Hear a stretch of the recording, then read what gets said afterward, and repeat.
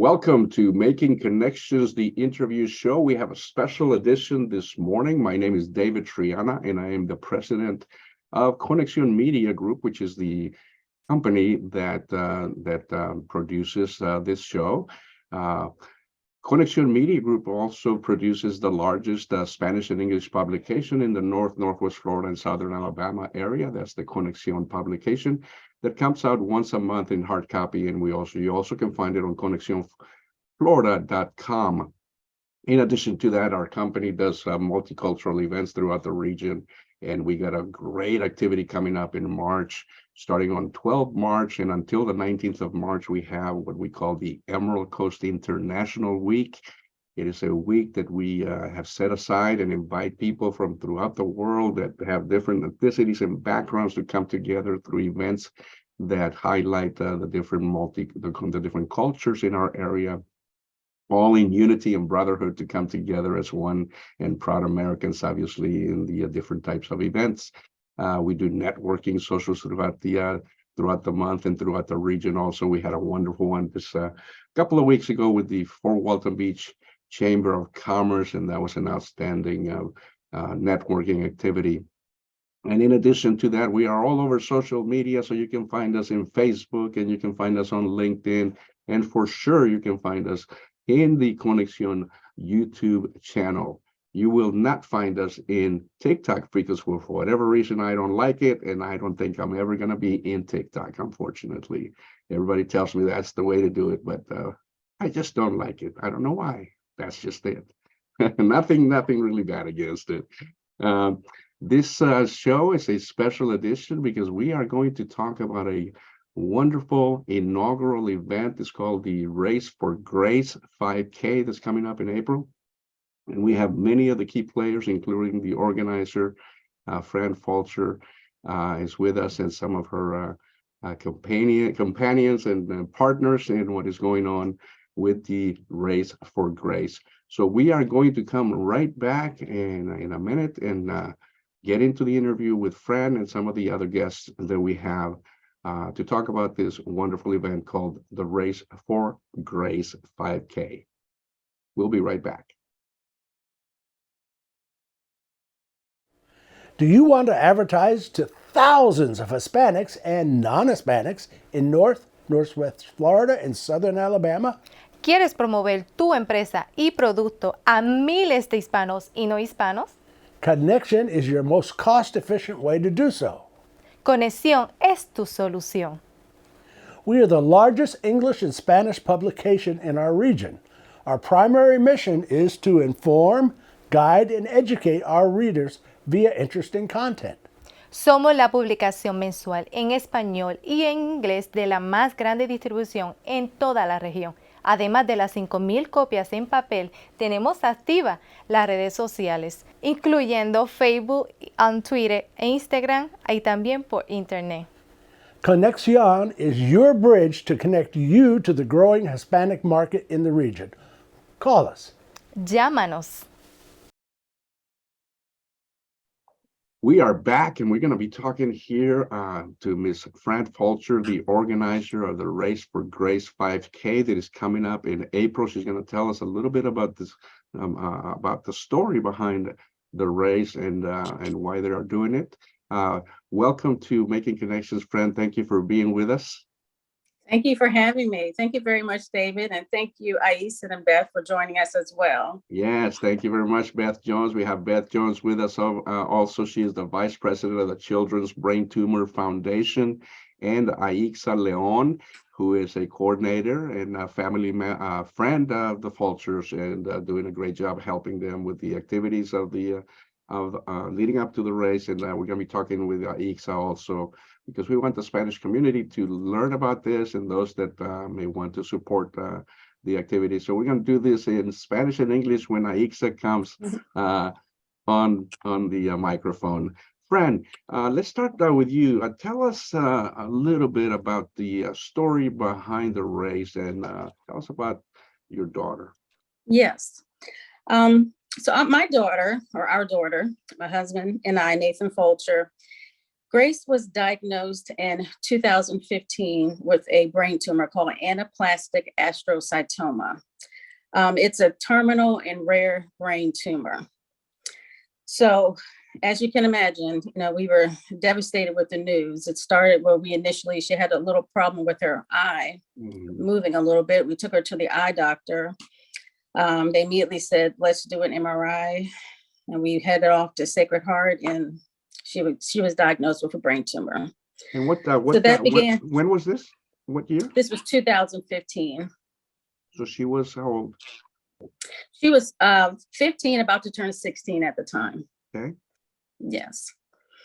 And so that began many trips to Sacred Heart. And then we initially started going to Birmingham, Alabama, to see her main doctor there. And then she received her chemotherapy through Sacred Heart in Pensacola.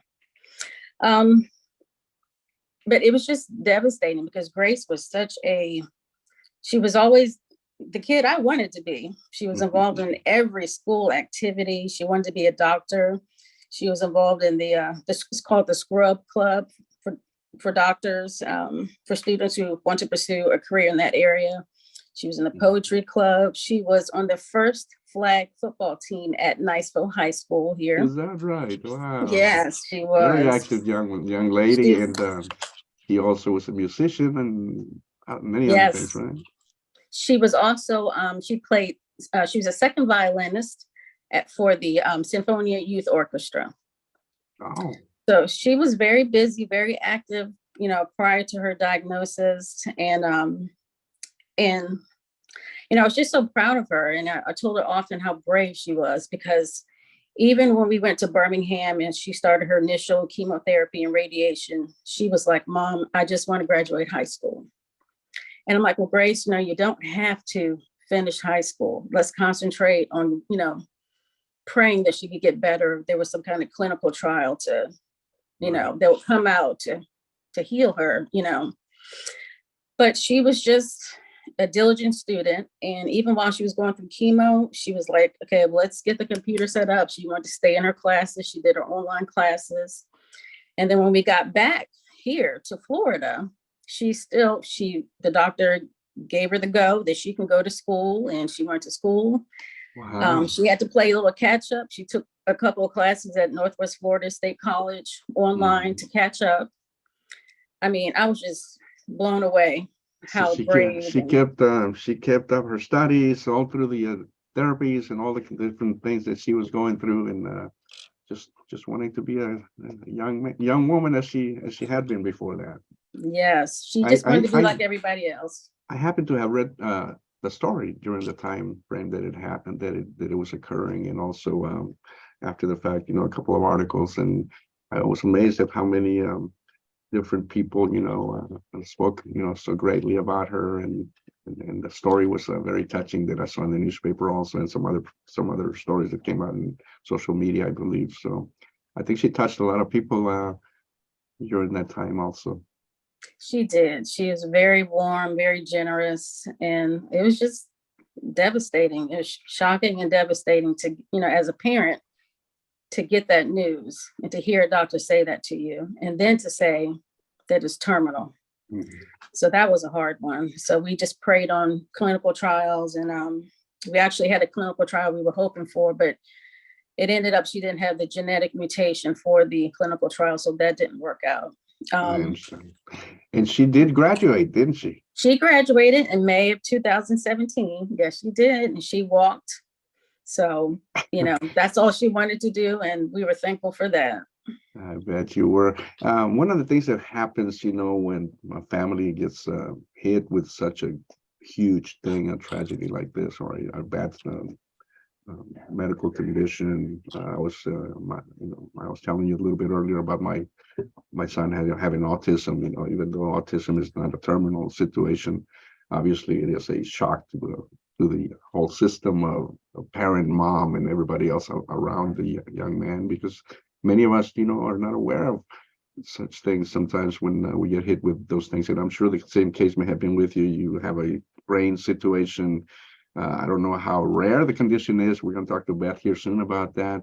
But Was that the case too? Obviously, you just don't know what to do, and you need, you're reaching for help, and information. Yes, yes. I'm sure you can relate, when your child has any kind of diagnosis, as a parent, you want to make it all better. So Yes. I was calling every university, trying to find every clinical trial, but ultimately she passed on October 24th, 2018. And so our goal is to, leave a legacy in her name. And now we are pediatric advocates, pediatric cancer advocates. And this is why we're putting on this 5K to fundraise for the Children's Brain Tumor Foundation and for the Sinfonia Gulf Coast Youth Orchestra, where she was a second violinist. Oh, They give a wonderful. scholarship every year to an outgoing senior. And then with the Children's Brain Tumor Foundation, we give 2 scholarships, one in the fall, one in the spring, and they're $1,000 each. And I think the scholarship has a beautiful name. If I'm not mistaken, I saw Amazing Grace. Is Amazing that Grace. Yes. wonderful? Let's bring in Beth Jones from the foundation itself, because again, obviously, not knowing what the situation is all about, sometimes, we have to start finding out, different entities and or people that may have gone through those situations. And I'm sure, the Children's Brain Tumor Foundation was a very important piece of to you, Fran, in learning more about the condition, I'm sure, and maybe meeting some other parents. Is that we're going to talk to Beth about that if we can bring her in. Go ahead, Beth. Fran, you were going to say something? Hi, David. Thank you so much for being here. Yeah, Fran, I actually would love to. I don't think I know the history of Fran getting involved with us, so I would love to hear that. Yes. So Grace, during her cancer journey, I can't even remember how we found out, but there was a program called Can't Make a Dream through Children's Brain Tumor Foundation. And Grace was like, oh, I want to go to this camp, because one of the things she struggled with was we couldn't find anyone in the area that was going through the same thing she was going through. So we were trying to find a group for her so she can talk to other people. So we found Can't Make a Dream. And so what I loved about the program is that they have doctors right there. So even though your child is going through chemotherapy, the doctors can give the chemotherapy and any type of drugs, medications while the child is there. And, I was worried. I'm thinking, oh, should I do this? Because she's going to be on her own. And let me tell you, Grace had the best time. She loved it. She was around people just like her. She made so many friends. They would send you also videos, every week as to, what they were doing. She was doing more than I thought she could do. And, it kind of gave her that little extra energy, You bet. But she loved that program. And so I just became involved with Children's Brain Tumor Foundation because I was so thankful for Can't Make a Dream. And I just wanted to, partner with them and raise money for them because they did so much for Grace and they do so much for other pediatric cancer patients. I bet. Beth, tell us again. You're the vice president of the foundation. Tell us about the foundation's mission, some of the things that they do. What about this condition that, and the specific condition that Grace had? What are the statistics on such things?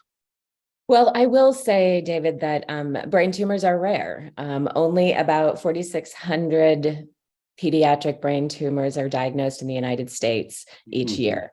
So it is, when Fran speaks of that social isolation, that is our primary function. We were founded 35 years ago by, as you said, some families and some professionals, some doctors who basically said, we need to find a way to improve the lives of those that have this diagnosis. So our goal is to build community, bring people together, and primarily support families from the time they find us, that could be the day of diagnosis, or much farther along in the journey until they need us. And that's it. We are there for families for as long as they need us. Yeah, I think that's actually one of the most important things that different entities can do. Have the people that have gone through it, been there, done that. We call it in the military, and it's so important to get in touch with such people and professionals like you that are able to provide that both the information and education part, but more importantly, the emotional connection part and the support, the emotional support. Go ahead and keep telling us about the foundation as I show the website, Beth. Anything else that you can tell us about it? I guess one of the unique qualities of what we do is that we support every member of the family because we do recognize that a brain tumor diagnosis impacts everyone, from the patient, the siblings, the grandparents, the parents. And I just have to say, I had the great pleasure of meeting Grace when she came to Can't Make a Dream, and that is Oh, did you? I did. And not only was she just doing everything, she was so kind, warm, generous, and unassuming. You would never know that she was as accomplished as she was. And she just embraced everyone in that community. And it was an absolute joy to get to know her. And for all of us, it was heartbreaking to lose Grace. But I will say that it has been wonderful for all of us who have gotten to know Fran, Nathan, and Max, to stay connected with them, build the scholarship program, which I will say is has launched. You're showing right now, David, all of the scholarships we have now. We have 6 for survivors, and we have 2 for siblings. And it's a way for families. One of the things we hear is families want to find a way to honor, pay tribute, remember their child. And that is exactly what this program has become. And we thank the Fulchers for bringing this idea to us.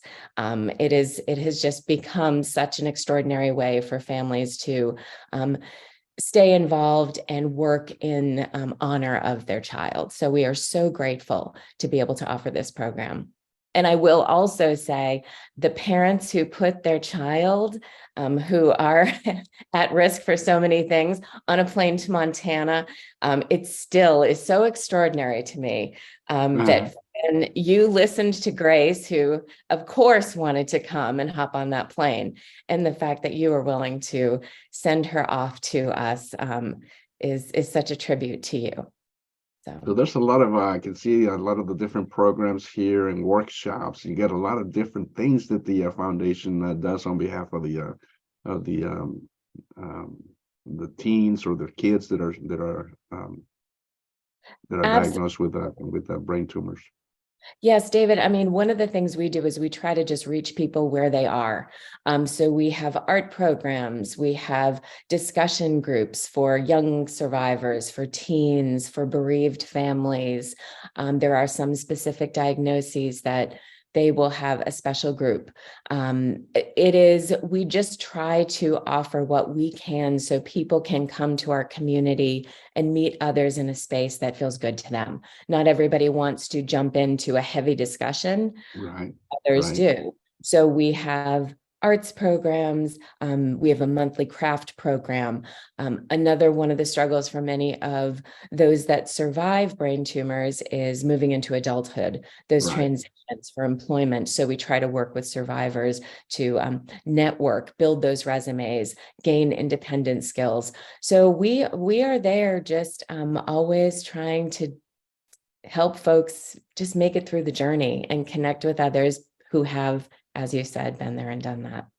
Do you have any upcoming events in the very near future that people should be aware of, or maybe you can find information on? Well, actually, we do. So we have a poetry event. We just recently did a poetry series that was hosted by a survivor who is going off to graduate school. And so we do have a poetry event coming up on Wednesday, March 8th, 7 p.m. Eastern. People can register from our website. And that's online? It is online. Yes, it's on Zoom. COVID taught us that we can meet people from wherever they are across the country. So as socially isolating as it was and how difficult it was to let go of some of those programs like Can't Make a Dream and some of our retreats, the online programming has just allowed us to meet people from rural areas, people who are not well enough to travel. So it has been very it has been a blessing for us, I will say. What is this webathon, fourth annual Oh, CVTF webathon? I'm really? showing it on Yes. screen right now. It looks very interesting here. Yes, so we do have the May Matters Webathon, and you can see Fran there as well. It is pretty much a celebration of our community. We have been doing this since COVID. This will be our fourth, my goodness. It started off as 24 hours. We've cut that down a little bit, but it's still a huge project where we have families coming together and celebrating our community. Fran does come on. We have our scholarship awards during that event, and Fran comes on, shares Grace's story, and honors the recipients of those awards. It's a beautiful celebration. It is free to register. It is a time for us to all come together and just celebrate what we have, our community, what we have together. Outstanding. So it sounds like the foundation does some great work on behalf of the those that are struggling through the condition, the kids themselves, and also obviously, as Fran has alluded already, and you, the parents, the overall family, which obviously is very important for the whole family to, number one, learn about things, number two, be involved if at all possible, and then feel at least more at ease that they are receiving support in all kinds of ways. Do you have a Hispanic families that are part of the foundation in any way and or being supported? We do actually, and that is one of our goals for this year. We do have some technology that allows us to help with translation, of course, and we do also have Spanish-speaking survivors and parents who will help. We have one of our strongest programs is a peer mentor program that is. It started off with parents supporting other parents. It is bereaved families come together and support each other. We have survivors, and now we're moving into a bereaved siblings program. But we do have some Spanish-speaking survivors and parents who have said, call on me if you need something. Outstanding. That is wonderful. Because again, that is very important. I get phone calls a lot of times because people know about my son's situation from Spanish-speaking families that do not speak the language and ask, for information and support or just resources that may be able to help them in their language because they just don't speak the language. And so again, very important to be able to support that in technology now provides us to be able to help people. It does, and we are in the process of updating our forums, making sure that we do have a Spanish version. Absolutely. Wonderful. If you need any help, give us a call on that one. We can help you. Okay. Oh, for sure. actually, we do thank that. you. We do that for both businesses and nonprofits. And when it comes to nonprofits, it is free. Okay. Oh, David, thank you so much. I will. All right. Well, talking about Hispanics and the language importance, I want to bring in, and Fran, you can come on also because we're going to start talking about the race, and I want to get into the specifics about the race, and also bring Aixa to talk a little bit more about that herself, and then we'll also do some Spanish, Spanglish, and all those stuff that we can throw in there to hopefully motivate some of the Latino community that does not speak the language to come out and participate, because I am sure in the hundreds, more than 100,000 Hispanics in the Northwest Florida area, there may be a family that has a situation like you have gone through. Aixa, ¿cómo estás? How are you doing? Good morning, David. Buenos días. Buenos dias. Thank you for coming on. It was through you that we learned about this great event that Fran is throwing on behalf of Beth's organization. Tell us a little bit about the race, when it's taking place. Let's go ahead and start in English for people to learn about the specifics of the race. Yes, the race will be on April 29th at 8:00 a.m. and it's at the Fort Walton Beach Landing. It's a beautiful area. It's a beautiful course. So we're looking for people to come out and register. We're looking for sponsors. And I just want to go back a little. I just wanted to talk about, the government only funds about 2% in pediatric brain tumor assistance. So this is one of the reasons why, my husband and I and my son, we decided, we want to be advocates for people who can't do it themselves, Yes. especially children. So we have started, the Race for Grace. We've done other fundraisers as well, through the American Cancer Society and Relay for Life. But right now we're working on this 5K, and we're just hoping to raise funds, for the Children's Brain Tumor Foundation, because they do such wonderful work, and we're just so thankful for them. And also, Beth, I wanted to mention that there's a grief program for the parents that I've participated in, and that was very helpful to me. So they have so many resources. I'm just in awe of what they do, and I'm so thankful for the organization. But again, the race is on April 29th, and we're just looking for people to come out. If you want to be a sponsor, we'll promote your business and your logo and all of our race-related marketing materials, our social media channels, and also you can have your logo or your name on the back of our race T-shirt. Outstanding. Thank you very much, Fran. And Aixa, you are involved as a coordinator for the race. Obviously, like I mentioned, you were the one that contacted me. I believe on behalf of race, Fran's, and the race itself. Dinos un poquito acerca de la carrera en español, mientras yo muestro el Facebook page de Race for Grace. Cuéntanos un poquito, pero en español para que nuestra gente lo entienda también. Sí, buenos días. Pues el Race for Grace 5K se llevará a cabo en el Fort Walton Landing Beach Park el 29 de abril a las 8 de la mañana. Y hasta la fecha hemos entregado más de $20,000 en beca. El apoyo nos ayudaría a continuar a honrar la memoria de Grace a través de las organizaciones que han significado mucho para la familia Fulcher. Actualmente hay más de 26,000 adolescentes y adultos jóvenes que viven con un tumor cerebral en los Estados Unidos. Y sin una conexión con el Children's Brain Tumor Foundation, las familias a menudo pasan por esta etapa de su vida sin conocer a otras familias con tumores cerebrales. La misión del Children's Brain Tumor Foundation es garantizar que ninguna de las familias pasen por esta etapa tan difícil solas. También estamos haciendo la carrera Race for Grace, que puedes conseguir más información sobre nuestra página social en Facebook, Race for Grace. Ahí también puedes inscribirte.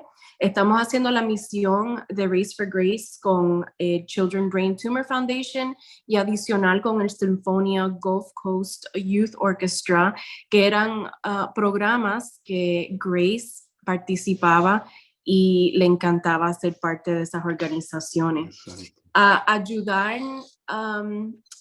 al patrocinar y escribirte por el evento va a ayudar a crecer conciencia y permitiría que las familias sepan que tienen una comunidad que está aquí para apoyarlos y incluye no solo a las otras familias afectadas con el diagnóstico, sino que también hay empresas y organizaciones que están a su disponibilidad. Sí, también es importante de que sepa la comunidad latina que esta condición de tumores del cerebro obviamente es algo bien fuerte, como se puede uno imaginar. Pero sí hay agencias como la que estamos mencionando, el Children's Brain Tumor Foundation, una fundación para niños que son diagnosticados con tumores del cerebro, y ellos tienen servicios, diferentes servicios que ofrecen a la comunidad, a las personas, a las familias, y también tienen la habilidad de atenderlos en español, ¿correcto? Sí, correcto. El Children's Brain Tumor Foundation tiene personas que hablan español, también tienen voluntarios que están ahí para asistirlos en inglés o en español. Están empezando a hacer todas las formas en español. Hay una comunidad grandísima en nuestra comunidad hispana, latina, que están aquí para servirles en esta etapa tan emocional y tan difícil, no solamente para los padres, sino los hermanos y los abuelos y toda la familia como tal. Y lo que hacemos básicamente es que hacemos eventos para recaudar fondos para los scholarships que se le dan a los estudiantes tal igual como al niño, como a su familia o el hermano. Y por eso vamos a hacer el Race for Grace 5K ahora en abril, y puedes registrarse haciendo una donación en el Race for Grace 5K. Puedes visitar a la página de social media en Facebook y ahí puedes encontrar la página de active.com y usar el código QR para poder inscribirse. Y también hay una historia muy bonita, una tragedia pues también obviamente, pero es una historia bonita, si se puede decir, porque la carrera Race for Grace es en honor de una jovencita que se llamaba Grace Fulcher, que lastimosamente después de recibir ese diagnóstico de cáncer en el cerebro, un tumor, sí falleció 3 años después, pero ella tuvo una oportunidad también de inspirar a muchas personas en su condición y educarlas, y al mismo tiempo siguió yendo a la escuela, ¿verdad? Se graduó y era música, por eso la carrera va a beneficiar a la Youth Symphony Orchestra, la orquesta de jóvenes de sinfonía, y también pro beneficio de la Children's Brain Tumor Foundation, la fundación que apoya a las personas que son afectadas por estas condiciones, ¿verdad? Muchas gracias, Aixa. Sí. Vamos a mantener contacto con ustedes para que nuestra comunidad latina sepa acerca de este proyecto, que vayan, que apoyen, y si hay alguna persona que tiene esta situación en su familia, que tienen una condición de cáncer en el cerebro, un tumor, lo que sea, y no saben qué hacer, no saben a quién contactar, llámenos a nosotros y nosotros los ponemos en contacto con la fundación, o vayan a la página de la fundación que les mostramos para que reciban, bueno, atención y que les apoyen, ¿no? Y David, si me permite, Diga. quería añadirle que esta carrera de Race for Grace 5K no es solamente para los que corren.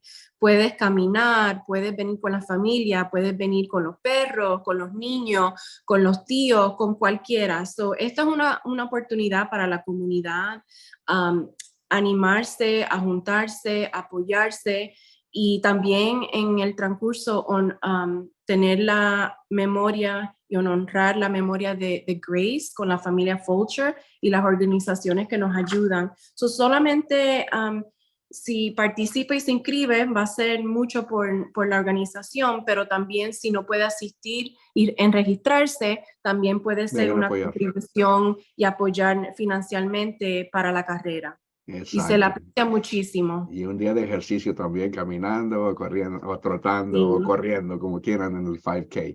Thank you very much, Aixa. Go ahead, ladies, come on up, Fran and Beth, on microphones, please, and just some final words that you would like to say. Let's start with Beth on the foundation side. Oh, thank you so much, David, Aisa, and Fran. I have so enjoyed working with Fran and knowing your family. And this has been an absolute pleasure to come on and share this beautiful race in honor of Grace with your community. So thank you for having me. Thank you for being with us, Beth. And the offer was sincere. If you need any help with translation, for sure, contact us and we will assist you with that effort, okay? Thank you. Aixa, any final words on your end? La familia Fulcher le gustaría dejarle saber a la comunidad cuánto aprecian sinceramente el apoyo de la comunidad. Okaloosa County, el Fort Walton Beach Landing, son tantas organizaciones, el Gulf Coast Youth Orchestra Organization también, todas esas personas que nos han ayudado, los voluntarios, todo. Ahora mismo, por favor, inscríbese, busquen la página de Facebook, inscríbense, que estamos esperando tener un día maravilloso para Grace. All right, Fran? Yes, David, I just want to say thank you so much for just raising awareness, helping us to raise awareness about the lifelong impact of brain tumor diagnosis, and this is the support of other brain tumor survivors and young people in our community. Very thank you for putting the word out about the Race for Grace. You can walk or run. Beth, you have just been such a blessing to our family, and thank you so much for all of your hard work and great assistance behind getting Race for Grace going. And Aisa Leon, she has just been my right-hand woman. And so thankful for her and getting this out to the Hispanic community. We're so thankful. Thank you very much. And we hope to see people there and come out. It's going to be a fun event and you're going to have a great time. Wonderful, wonderful. Thank you very much for being with us. Thank you, everyone. Thank you, everyone. Thank you very much. Be here with you. We'll be right back.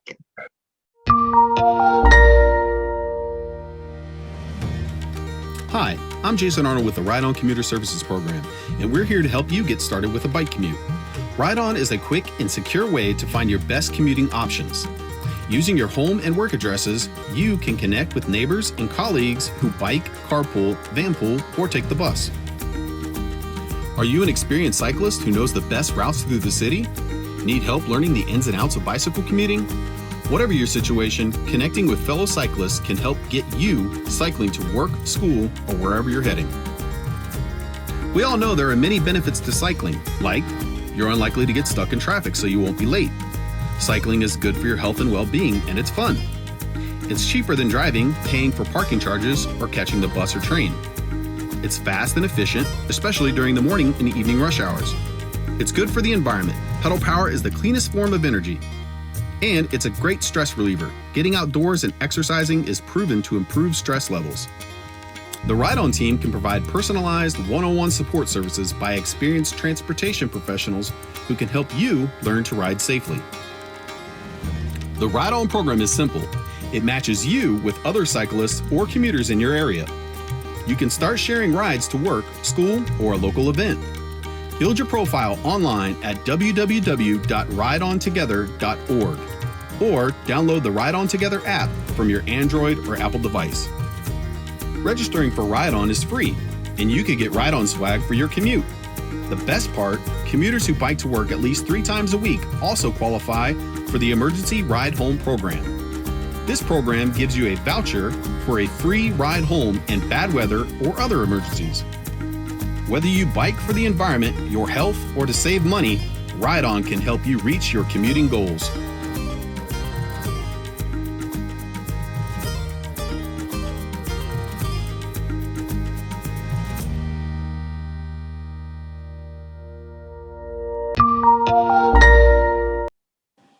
This has been a special edition of our Making Connections interview show. We thank you for being with us and invite everyone to support the Race for Grace 5K on April 29th at 8 a.m. It's going to take place at the Landing.